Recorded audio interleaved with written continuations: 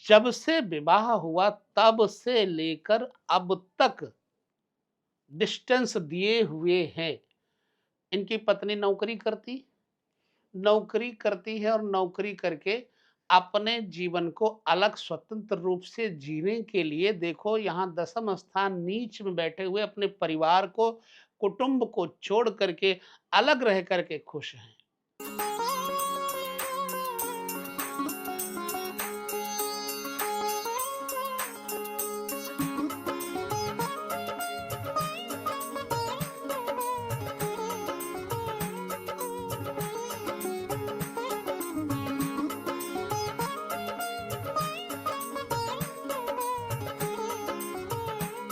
ज्योतिष में कुछ आवश्यक नियम होते हैं। उन नियमों को अगर तुम जान लेते हो, तो किसी भी कुंडली को अच्छे से फलादेश दे करके फल भी अच्छा कर सकते हो। उसका जो बुरा असर है उसको उपाय के माध्यम से ठीक भी कर सकते हो।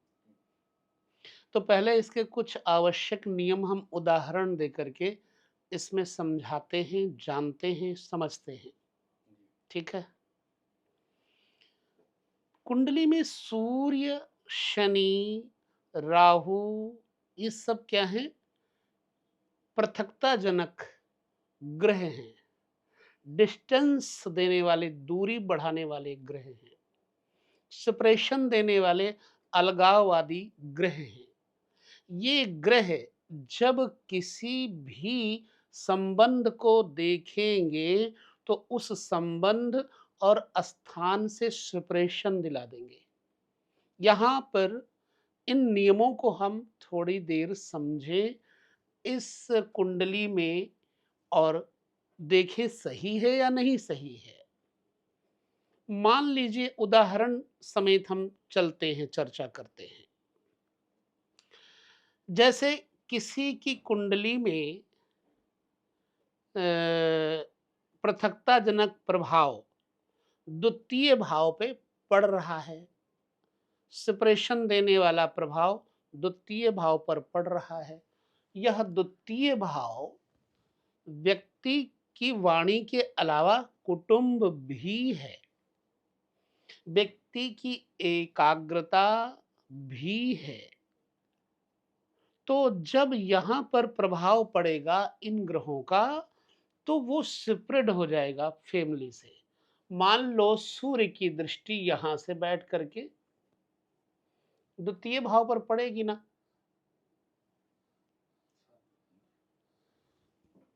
तो क्या करेगा ये? कुटुंब से अलग करवा देगा। इसी तरह से शनि मान लो यहाँ बैठे हैं,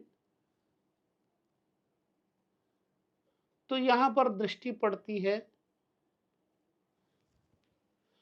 कुटुंब से अलग करवा देगा।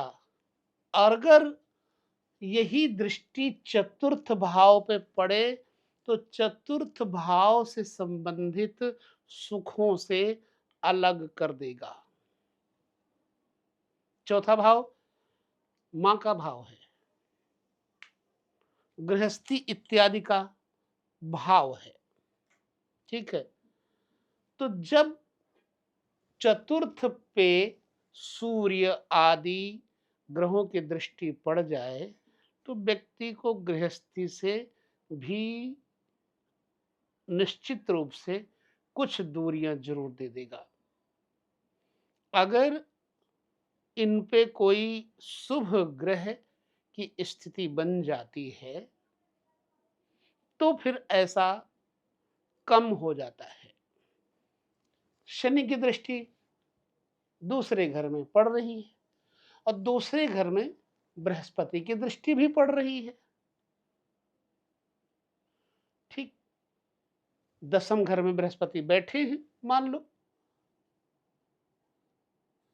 अब पंचम दृष्टि से बृहस्पति यहां देख रहे हैं। अब ये डिस्टेंस तो होगा लेकिन लंबा डिस्टेंस नहीं होगा, लंबी दूरी नहीं होगी। इसी तरह से जब द्वितीय घर में शनि की दृष्टि पड़ेगी तो द्वितीय भाव जीवन साथी की आयु का भाव है। जीवन साथी की आयु को नष्ट करने के लिए ये दृष्टि काफी है।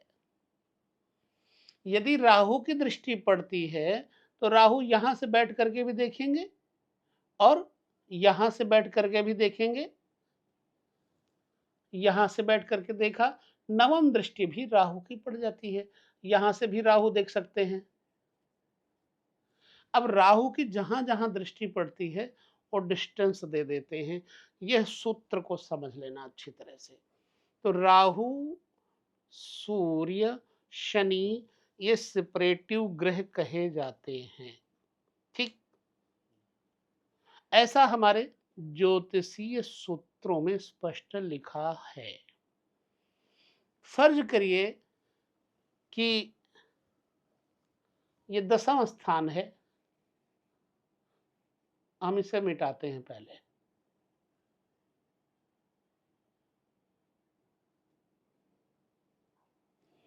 इसको हम मिटा करके ही पूरा लेकर चलते हैं और समझाते हैं कुछ उदाहरण समेत कुंडलियों में।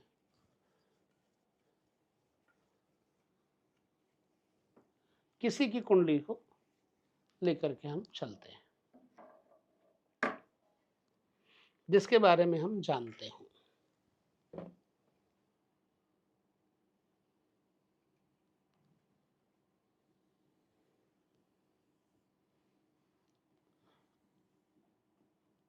इससे कुछ अनुभव हो जाएगा कि नहीं।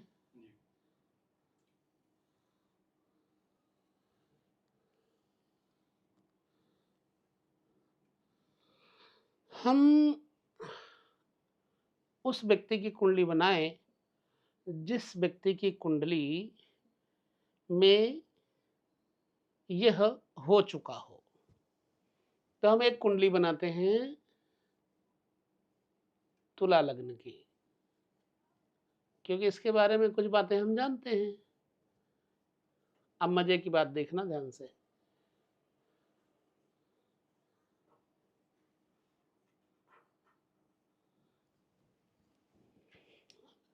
अब यहां बैठे हुए ग्रहों को बताते हैं प्रैक्टिकल।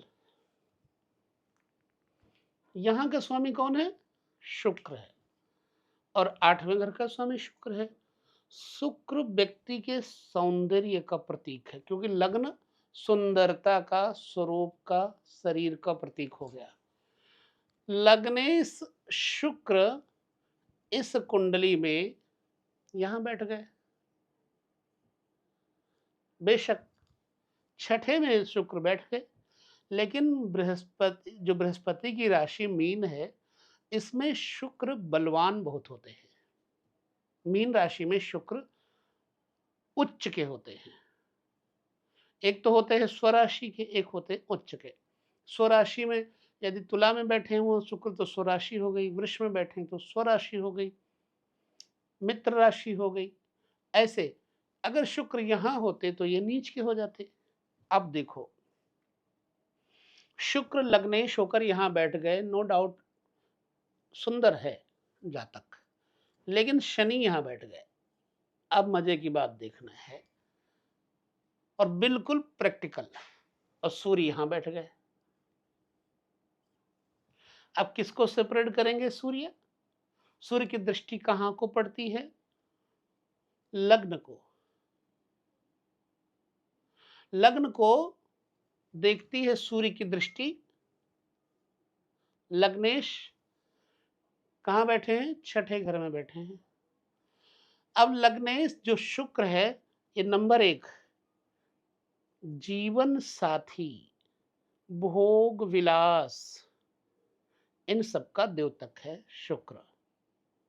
पुरुष की कुंडली में शुक्र और स्त्री की कुंडली में बृहस्पति जीवन साथी के बारे में बताते हैं। अब जीवन साथी से ये सेपरेशन बना देते हैं, अलगाववाद बना देते हैं।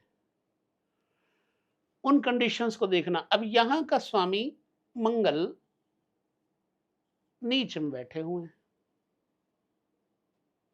अब देखो, दूरी बनाए हुए हैं उन रिश्तों से जिन रिश्तों को नजदीक होना चाहिए। ये पत्नी का घर है, सूर्य यहां बैठे हैं, यहां का स्वामी मंगल नीच का बैठा है। यह भी अलगाववादी ग्रह ही है, यह भी अलगाववादी ग्रह है, और यह भी अलगाववादी ग्रह है। ठीक, आइए, आई थिंक राहु यहां पर है, केतु यहां पर है।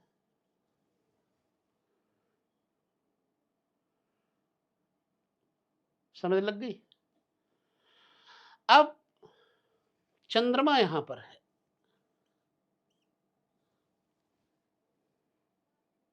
कितने ग्रह हो गए? 4, 3, 7।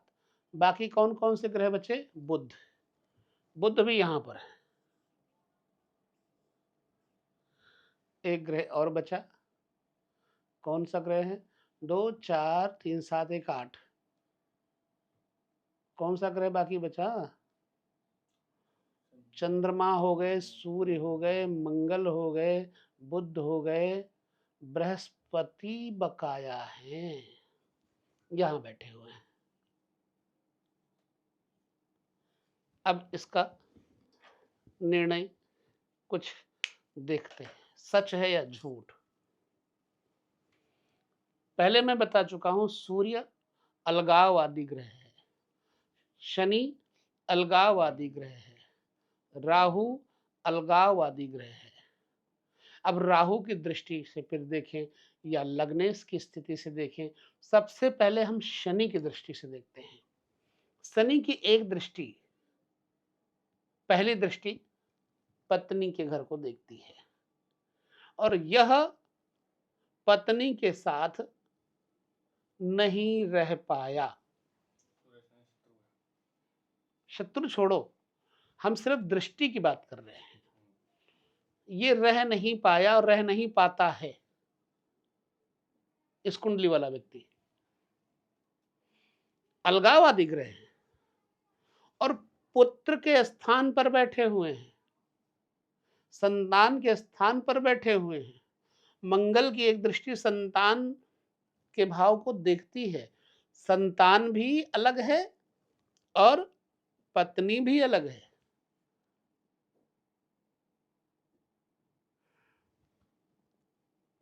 तीसरी दृष्टि से अब और देखो, पत्नी से संतान से अलग करने का कारण क्या हो गया? शनि की सूर्य पर दृष्टि, शनि की मंगल की राशि मेष पर दृष्टि, और मंगल पुनः चर राशि में बैठा हुआ है, जल राशि में बैठा हुआ है।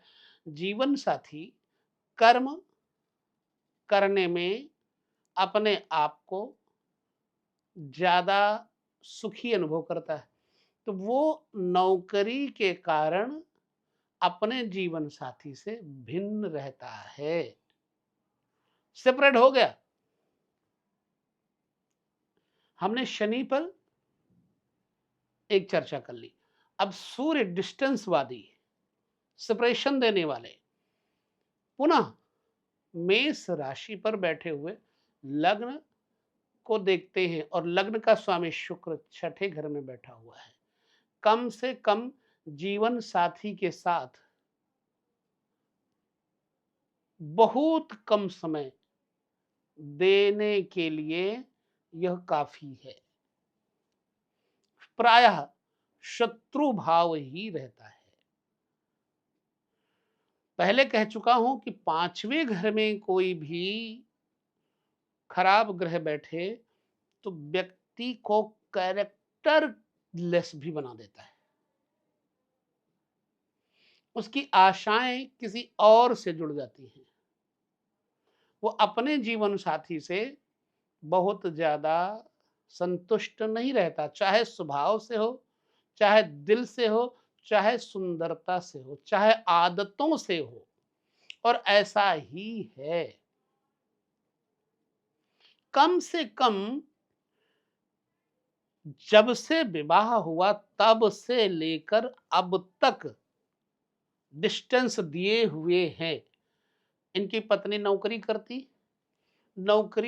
है और नौकरी करके अपने जीवन को अलग स्वतंत्र रूप से जीने के लिए देखो यहाँ दसम स्थान नीच में बैठे हुए अपने परिवार को, कुटुंब को छोड़ करके अलग रह करके खुश हैं। डिवोर्स नहीं हुआ। क्यों नहीं हुआ डिवोर्स? हो नहीं पाया। कहीं ना कहीं धर्म आड़े आ गया। बृहस्पति की एक दृष्टि ने शुक्र को देख दिया, इसलिए बृहस्पति ने यहां डिवोर्स नहीं होने दिया है। लेकिन डिस्टेंस तो है ही है, दूरी है, भावनाओं की भी दूरी है और स्थान की भी दूरी है। ये तुम प्रैक्टिकल जानते हो इसके बारे में। अब देखो, केतु यहां बैठे हैं, स्थिर राशि में बैठे हुए हैं, मंगल की तरह असर कर देते हैं। तो दूसरा भाव क्या है?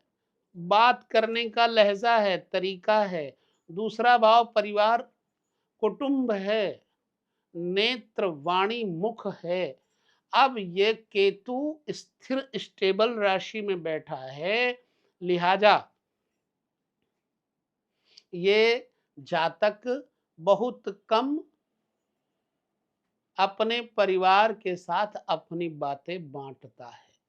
अपने मन ही मन, अपने अंदर ही अंदर प्लानिंग किया करता है। परिवार में रह कर के भी थोड़ा भिन्न भिन्न सा रहता है।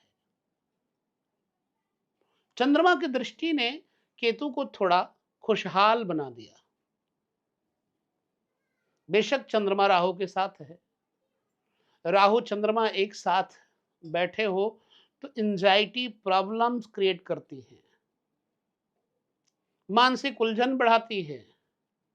और कर्म का स्वामी चंद्रमा अष्टम राहु से ग्रसित हो गया।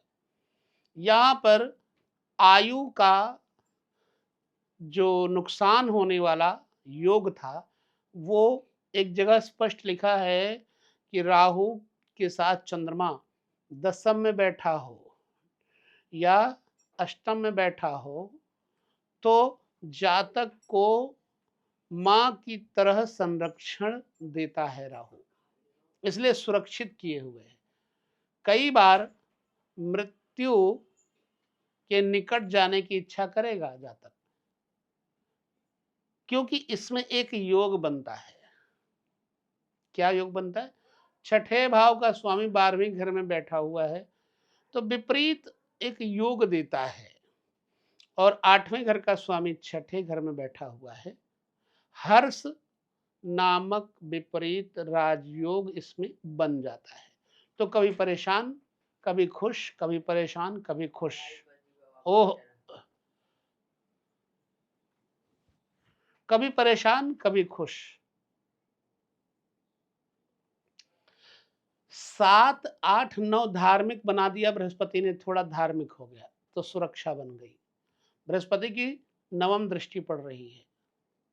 मेरा मूल उद्देश्य कहने का क्या था कि राहु, शनि, सूर्य ये सेपरेशन देते हैं, और इस कुंडली में इन रिश्तेदारों को तुमने देखा होगा सेपरेट ही रखा हुआ है। और पिता की परेशानी देखिए, यहां का स्वामी चंद्रमा राहु से युक्त अष्टम बैठा हुआ है, तो इस व्यक्ति की, इस जातक की, इस संतान की चिंता पिता को निरंतर ग्रसित करती रहेगी। और जब भी कभी पिता के मृत्यु का कारण बनेगा तो इसकी चिंता बन सकती है। क्यों? कि चंद्रमा जो पिता के स्थान का स्वामी है, राहु से युक्त बैठा हुआ है। पिता का कारकत्व देखो, सूर्य, पिता का कारक सूर्य सप्तम में उच्च का होकर भी सप्तम भाव में सूर्य होते तो नीच हो जाते हैं। सप्तम में बैठा हुआ है, उच्च का बैठा हुआ है, पिता की श्रेणी उच्च श्रेणियों में से होगी। लेकिन यहाँ का स्वामी ये कहता है कि इसका जीवन साथी, इस व्यक्ति का जीवन साथी इसके पिता के साथ ही द्वेष करेगा, क्योंकि यहाँ का स्वामी नीच का हो गया, द्वेष करेगा और यहाँ तक कि कंपटीशन करेगा, दूर रहेगा। इस जीवन इसके पिता से दूर और स्वयं जातक से दूर उसका जीवन साथी रहेगा। जीवन भर सुख देने की कोई कंडीशन अप्लाई नहीं होती है।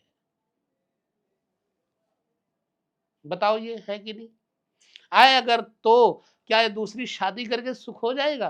कभी नहीं होगा। तीसरी शादी से सुख हो जाएगा? कभी नहीं होगा।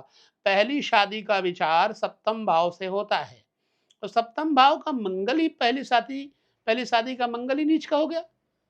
दूसरी शादी के विचार को अगर देखें तो 12वें घर के माध्यम से विवाह का विचार किया जाता है। क्या दूसरी शादी से सुख होगा? तो 12वें घर का स्वामी छठे घर में आ गया, नीच का हो गया, और गलती हो जाएगी विवाह दूसरा करने पर। अब तीसरी के बारे में 12वें से छठे आ जाओ, 1 2 3 4 5 6, तो क्या तीसरी शादी से सुख होगा? बिल्कुल नहीं होगा। वहां पर भी डिस्टेंस देने वाले ग्रह बैठे हैं। एक शादी हो तो, दो हो तो, तीन हो तो, जितनी भी शादियां हो, रहेगी दूरी ही।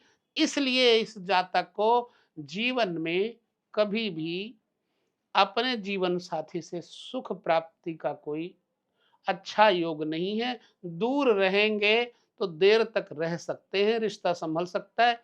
अगर नजदीक हो जाएंगे तो रिश्ता टूट सकता है। ये कहने का अभिप्राय था। ये नियम यहाँ लागू हो गया कि नहीं हुआ? ज्योतिष का यह नियम बिल्कुल दृढ़ है। अब देखो, पिता के घर का स्वामी चंद्रमा राहु के साथ बैठा है। संतान के साथ रहते हुए अथवा संतान पिता के साथ में रहते हुए भी राहु की वजह से वैचारिक मतभेद देते रहेंगे। इसलिए ये पिता के साथ भी जातक अपनी बातें शेयर नहीं करता, दूर ही दूर रहता, विचार नहीं मिलने देगा। इकट्ठे रहकर, स्टिल राशि है ना वृष, स्थिर बोलते इसको, तो क्या साथ में रहकर ये दोनों, बस इतना है, संरक्षण देता रहेगा पिता, क्योंकि वृष राशि में है। वृष राशि में राहु उच्च का होता है और चंद्रमा भी वृष राशि में उच्च का होता है।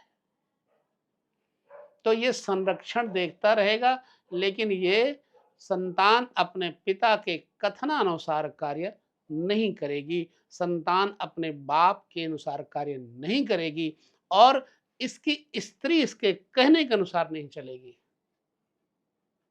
जो ये चाहेगा वो करेगी ही नहीं, उल्टा ही होगा। फिर संतान के बारे में आ जाए, कल को इनकी संतान होती है तो ये भी डिस्टेंस दे दिया, सेपरेशन दे दिया। देख लो, यहां पर शनि बैठे हुए हैं, संतान सा होकर के भी पास में नहीं रहती है, तो बताओ नहीं है। और मंगल की दृष्टि ये भी डिस्टेंस दे रही है।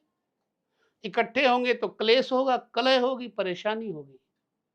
तो दूर ही रहने पर ये जातक अपनी स्त्री से दूर रहकर, अपने बच्चों से दूर रह करके ही अपने आप को महफूज कर सकता है, सुरक्षित कर सकता है। ये प्रमाण हो गया।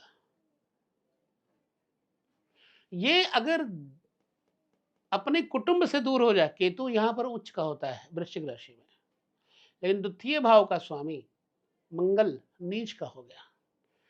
अगर ये अपने कुटुंब से अलग हो जाता है तो नीच वाले कार्य अथवा अशांत हो जाएगा, अथवा नीच वाले कार्य करेगा। बस यहाँ मैंने जो अभिप्राय प्रयोजन था, कुंडली देखने के कुछ नियम उनके बारे में तुम्हें बताया, समझ में तुमको आया कि नहीं आया। इसी पर अगर हम विवेचन करें तो भाग्येश की चर्चा कर सकते हैं, इसी पर विवेचन करें तो षष्ठेश की, तृतीयेश की चर्चा कर सकते हैं, इसी पर विवेचन करें तो अभी बहुत कुछ दे सकते हैं। तो पिता पुत्र पत्नी में आपसी मतभेद होने की स्थिति वाली ये कुंडली तुम्हारे सामने, कुछ सीखने को मिला। इसलिए दृष्टियों का अनुभव करना जरूरी। जब भी किसी की कुंडली देखो तो यह देख करके निर्णय दो कि भाई एक साथ रह पाएंगे या नहीं रह पाएंगे। इतना सारा कचरा एक ही जगह भर के रह गया, एक घर खाली हो गया। अब एक बात और लागू हो जाती है, शुक्र के शत्रु सूर्य हैं, बुध की शनि के साथ युति होने पर नपुंसकता आ सकती थी। अब सूर्य और शनि के बीच में फंसे हुए दो ग्रह, एक कर्तरी योग बन करके रेडी हो गया।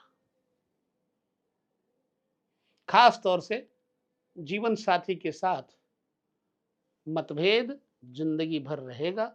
यहां पर इस व्यक्ति को सुख नहीं होगा। अब चाहें तो इसके पिता पर भी बहुत सारी विवेचना इसी कुंडली से कर सकते हैं। ठीक है, यहां विराम दे देते हैं हम। अगले